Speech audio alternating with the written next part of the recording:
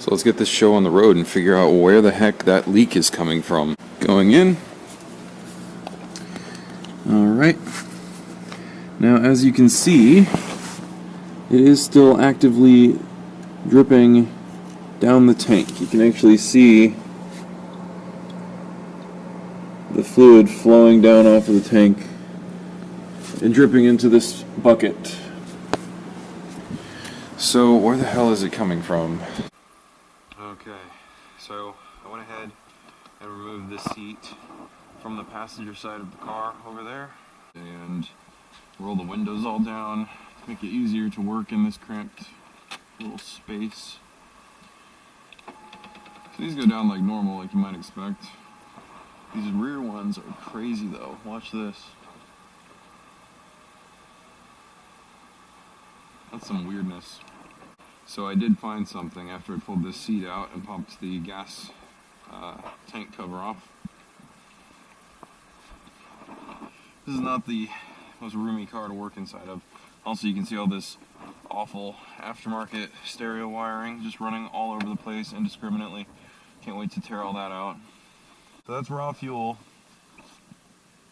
I can't tell where it's leaking exactly, but I do know the previous owner just replaced the fuel pumps in this thing and the fuel filters. So I'm guessing something plastic, hopefully nothing cracked, but I'm guessing something cracked and it's just seeping through. Either that or he damaged the gasket on the big nut that closes this thing off, or perhaps one of these hoses is leaking. It's really hard to tell what's going on here. But yeah, the fact that this bowl area is filled up makes me suspect that the culprit has to be in here.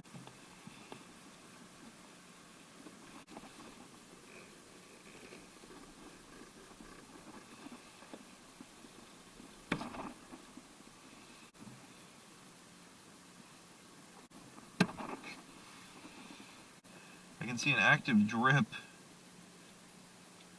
right down in there. There might be a few things going on here.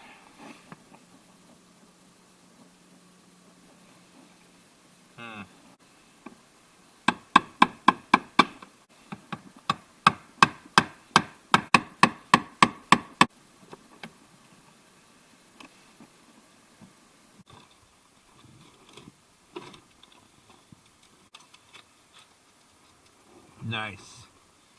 Now I just need to cover this up for the night. Here's our fuel pump and cinder unit. This hard line looks like it's been repaired with heat shrink. The fuel pumps are like missing some kind of rubber isolators that should be in here, and the socks don't look like they've been replaced. And there's our culprit, right there. Right there. So, I'm gonna see if I can find these isolators, get those ordered. I've already ordered this seal. I've got 2 of them, so I can replace both sides.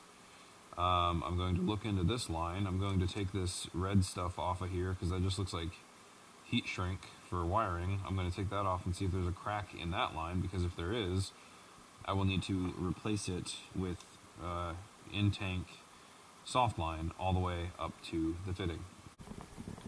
So I took that heat shrink off and look what I found.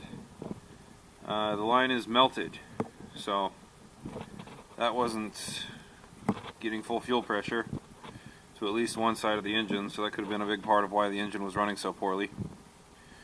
So yeah, that on top of the fact that the pumps are just wobbling all over the place because they're not mounted on isolators like they're supposed to be.